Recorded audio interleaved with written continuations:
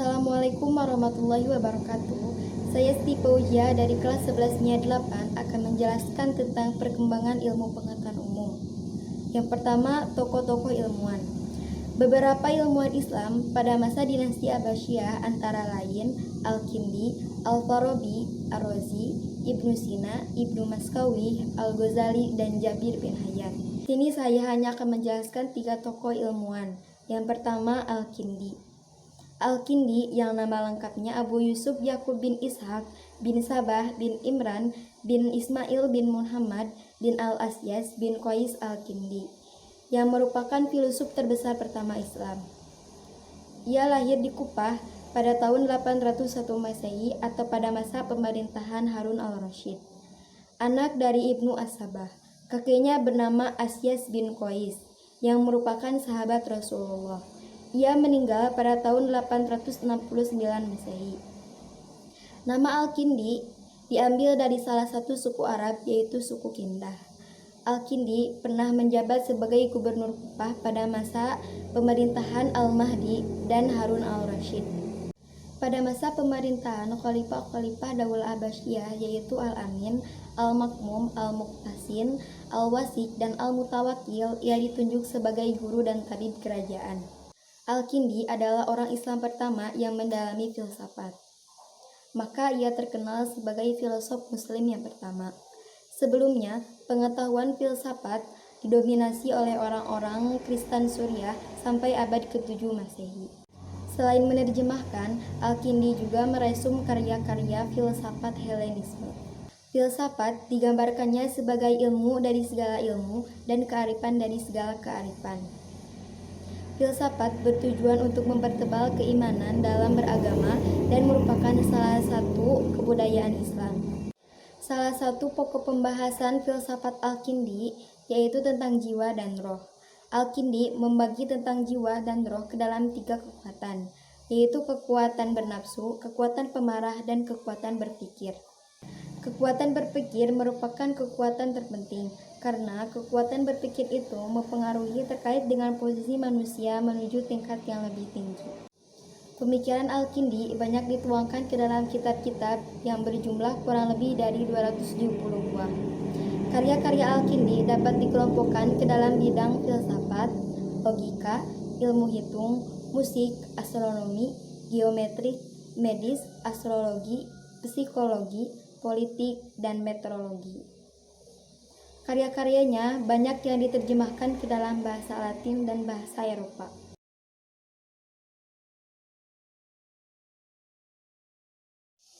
Tokoh ilmuwan yang kedua yaitu Ibnu Maskawi. Ibnu Maskawi mempunyai nama lengkap yaitu Abu Ali Ahmad bin Muhammad bin Yakub bin Maskawi.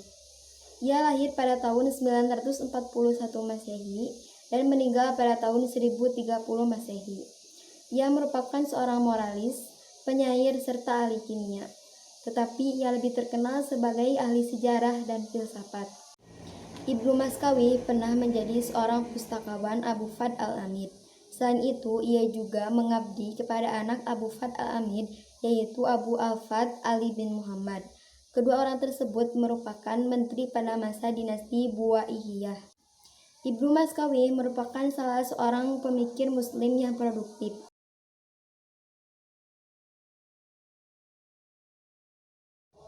Ilmuwan yang ketiga yaitu Al-Ghazali.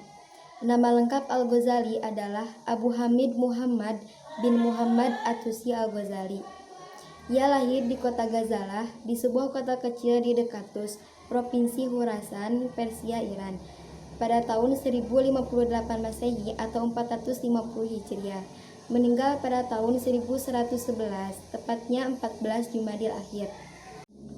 Al-Ghazali adalah seorang pemikir teolog, filsuf, dan sufi termasyhur sepanjang sejarah Islam. Di dunia barat Islam, ia dikenal dengan nama Al-Ghazal. Ia berasal dari keluarga sederhana yang taat beragama. Sejak kecil, ia sudah belajar Al-Quran dari ayahnya. Setelah ayahnya meninggal, ia dititipkan kepada Ahmad bin Muhammad Ar-Razikani, seorang sufi besar. Kepada Ar-Razikani, Al-Ghazali belajar ilmu fikih, riwayat hidup, dan kehidupan spiritual para wali. Ia juga berguru kepada Abu Nas al-Ismaili di Jurjan. Di Nasabur, Al-Ghazali memperdalam ilmu fikih, ilmu mantik, dan ilmu kalam kepada Imam Haramain Al-Juwaini. Al-Ghazali diangkat sebagai asisten untuk membantu Al-Juwaini mengajar. Di Nasabur, Al-Ghazali banyak menulis buku. Ia menulis hampir 100 buku tentang teologi fikih, tasawuf, filsafat, akhlak, dan autobiografi dalam bahasa Arab dan Persia. Karya-karya beliau meliputi berbagai bidang, yaitu sebagai berikut.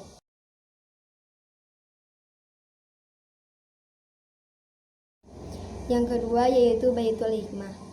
Pada masa pemerintahan Khalifah Al-Ma'mun, didirikan sebuah lembaga ilmu pengetahuan dengan nama Baitul Hikmah.